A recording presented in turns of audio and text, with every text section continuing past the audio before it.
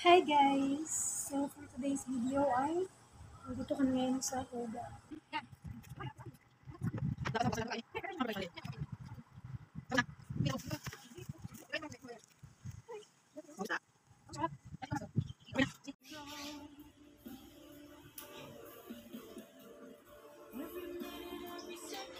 Happy birthday, birthday girl! Okay, magpaano ka ng dapat? Birthday song! Birthday song. Happy birthday to you. Happy birthday, dear friend. Happy birthday to you.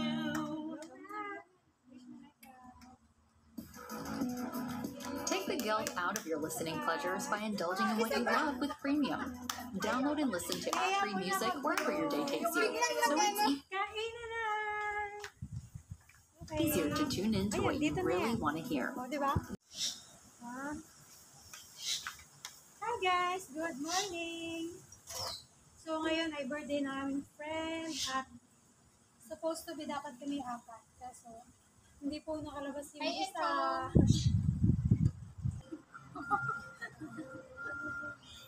So yun, may gagawin kaming ngayon, question and answer while eating. Mukbang. Mukbang challenge. Mukbang to na may question and answer. So samahan nyo kami. Let's go.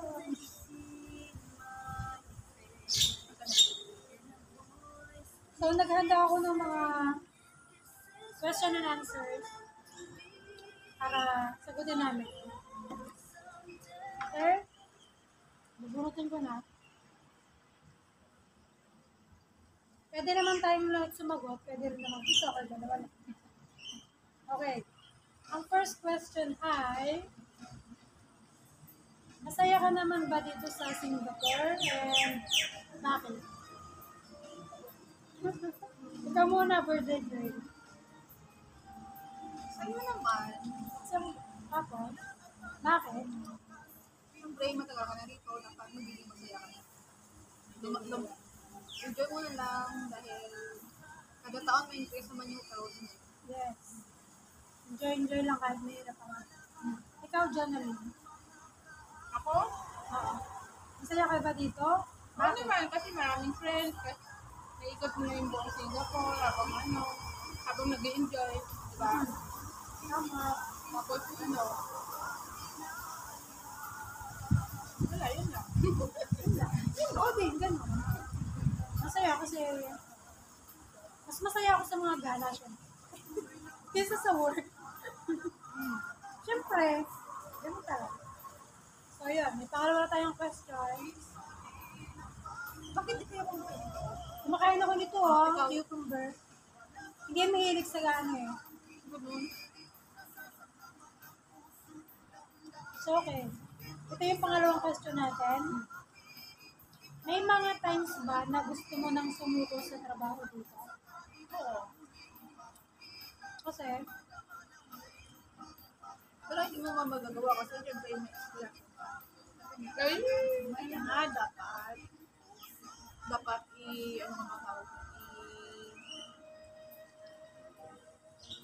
dapat sila yung gawin mong lakas para hindi ka tutok.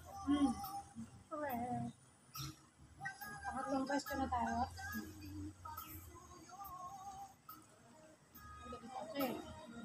Ang pangatlong question natin is, mahirap ba ang trabaho dito kumpara sa atin?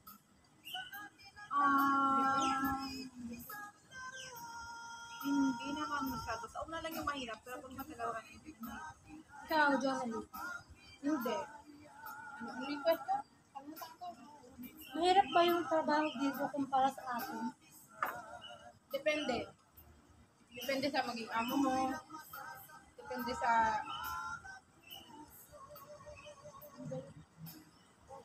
Sige, Para sa akin, depende sa amo mo. Kasi minsan kasi, nahihirapan ka dahil sa amo. Diba? Ako naman. Kung mahigpit sa'yo or mabait, diba? Ako naman, mas maano ko talagang mas mahirap dito kaysa sa akin na kasi yung experience ko sa atin naman, yung sa mga electronics, Mas malaya ka talaga. Yun nga lang, mas malaki yung sahod dito kaya talagang mas Para sa Pinas. kumpara sa Pinas. So yun. Pero kung sa trabaho nga, mas mahirap dito para sa akin. So, question number 4 na tayo. Ano oras ka gumigising sa umaga? 7 a.m. Ikaw? Ako before 5. Ako 6. Ako pala yung pinaka. Then, ang sunod na question ay, anong pinagkaiba ng work dito at sa Pinas? Parang related din siya sa isang question ko na. Nung ako ito sa Pinas, yung magkaibahan lang siguro yung amo. Oo. Yung amo. Yeah. Ikaw, ano?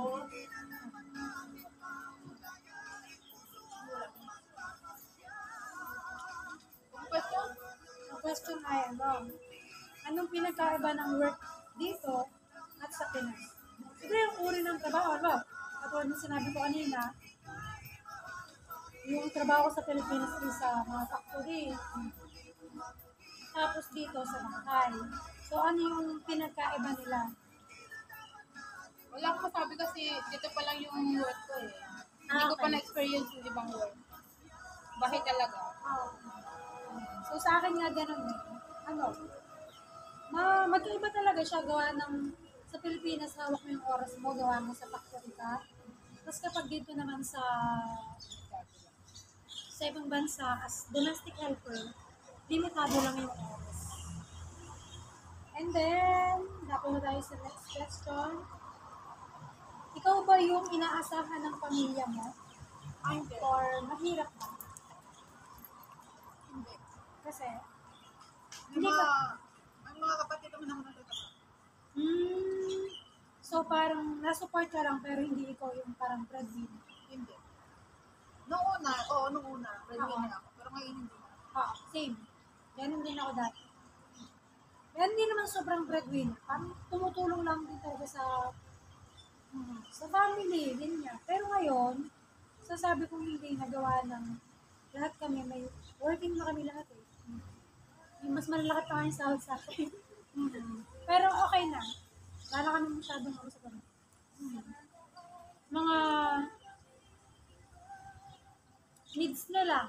Bawa, yung sa akin kasi, yung sa amin, parang kinakusap ko yung mga kapatid ko na ako yung magbabayad ng ganito, ikaw naman dito. So, para to ka, diba? Kasi lahat naman nag-work. Ayun. Kung ka na. And then, si Jonah rin po ay may kinuha lang. Okay. Ito yung next question. So, ano yung mga advice mo sa mga nagbabalak na magtrabaho dito sa Singapore as domestic helper? Kailangan nyo ng habang mas dapat wala akong maisip. Dapat kung doon na talaga yung desisyon mo na magtrabaho dito. Kasi minsan na-homesick tayo, hindi natin matatapos ang kundata natin. Minsan na-homesick tayo, bigla na tayo uuwi. Yes. Sayang yung gastos natin. Dapat porsigido ka talaga. Dapat yung porsigido ka, gusto mo magtrabaho dito. Tsaka lagi mo isipin kapag talaga may nangyayari hindi mo rin. Isipin mo na lang kung ba't ka napunta dito. Ano? And then, ang sunod na question ay, kung bibigyan ka ng chance na mag-work sa ibang bansa, saan at bakit? Bukod dito sa Singapore. Siguro sa Hong Kong. Kasi, Para makasama ko yung kapatid ko. tsaka, mas malaking sahod dun. Mas malaking sahod. Magandang output. Yes. Kasi every Sunday talaga, no? Hindi na siya counted sa. So, kung ako naman, yung meat. Siyempre, bata bata pa naman ako at hindi pa, wala pa naman. Ayun, yado na. So, Europe siguro, gawaan ng sahod. Para makaramdam naman tayo ng malamig-lamig na rain.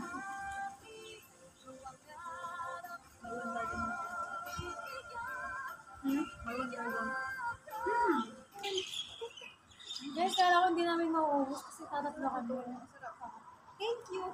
Actually, hindi, kumuha na ako. Nang-umay na ako. Nagawa ko ng Bicol Express, guys. Pinanood ko lang siya sa FB. Eh, syempre, alam mo, pag mag-isa kang kumakain, tapos, may crave na crave ka. Tapos, biglang umay ka na. Yun. Pinanood ko lang siya sa FB. Bumila ako ng alamang sa LP. So, may alamang pa ako sa LP. LP. Hawakan. Masarap siya, di ba? Oh, meron. So, yun, pumunta na tayo sa another question. Gaano ka nakatagal dito sa Singapore?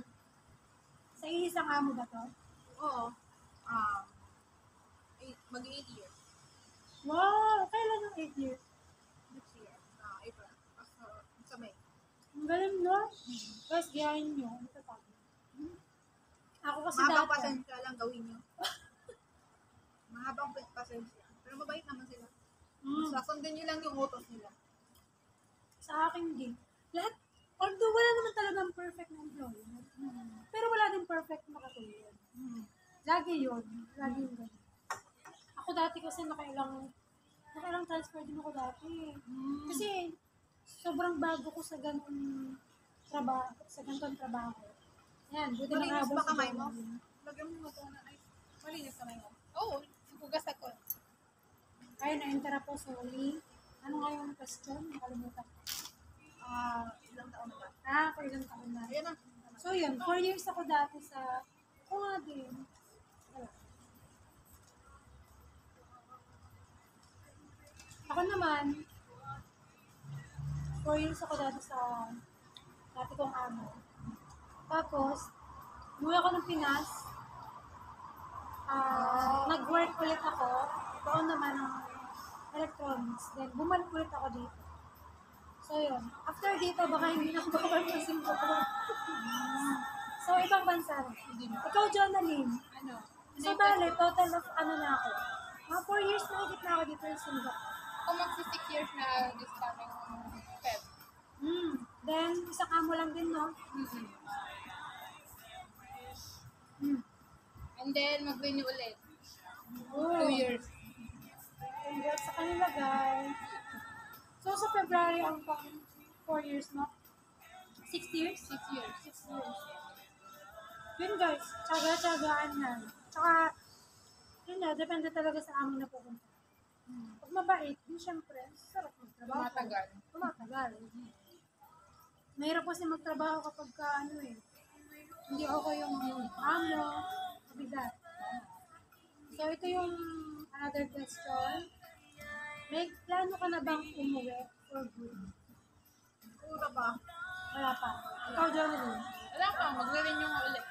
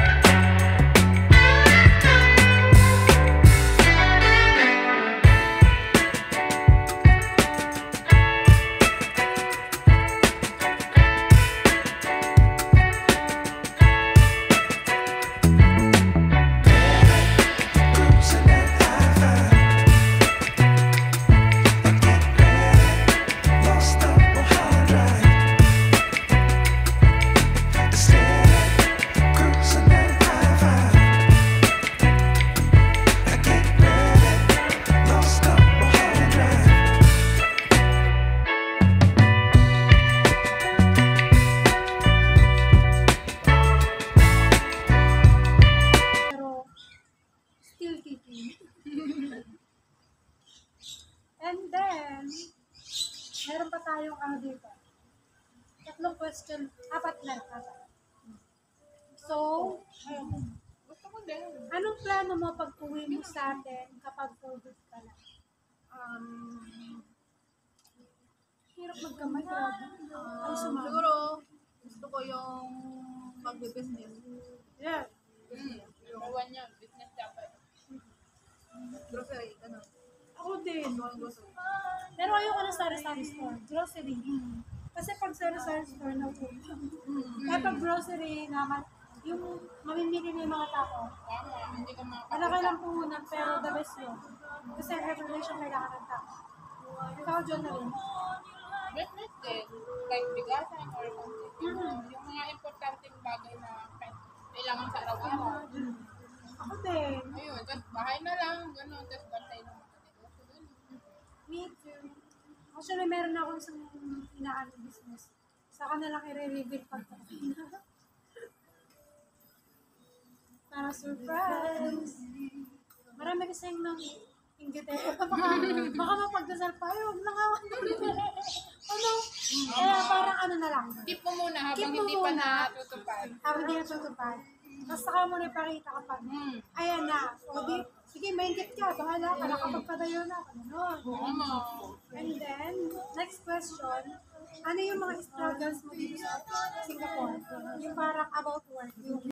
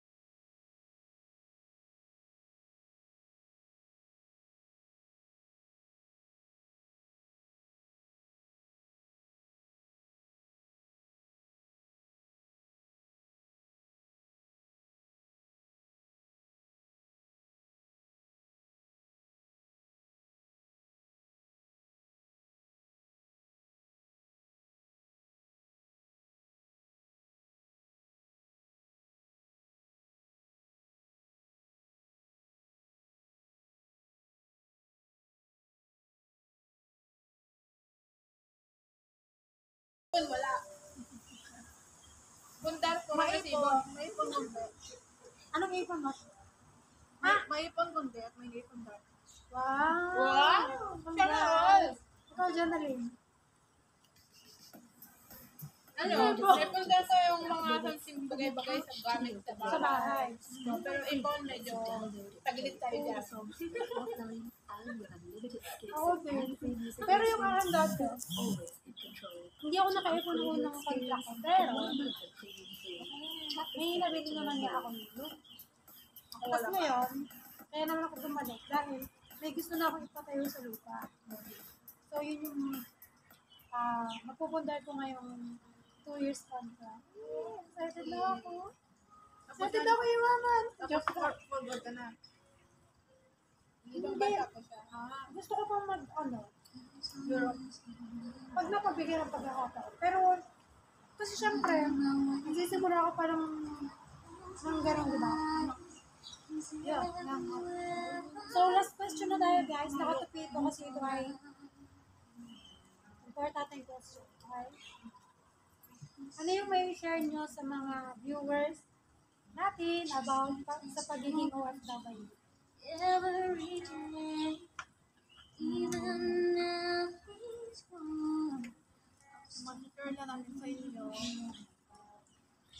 dapat maging seryoso sa trabaho. Sa trabaho lang. Walang pag oras ng trabaho, doon lang kayo sa trabaho. Bawal ang phone? Hindi, hindi. Yung Bawal TikTok. Bawal TikTok. Pwede rin yun, depende sa Depende. kung allowed kayo mag-TikTok pag wala nang pahinga ng, kaya pag nagpapahinga ng pwede kayo mag-TikTok. Ang sa akin naman hindi yun. Siyempre, hindi naman na tayo lagi nag-upload. Make sure lang, ipon, para hindi tayo kawawa din pag nasa Pinas na. Kasi may mga napapanood din ako na sila yung nagsusupport sa family. Pag uwi ng Pinas, wala sila kawawa. So, wag tayong gano'n. Nagbibigay tayo pero mag-save din tayo para sa sarili. Ipon, di ba? So, yun lamang guys, tapos na ang aming question and answers. Sana nakatulong sa inyo ang aming OFW stories. Bye! Bye.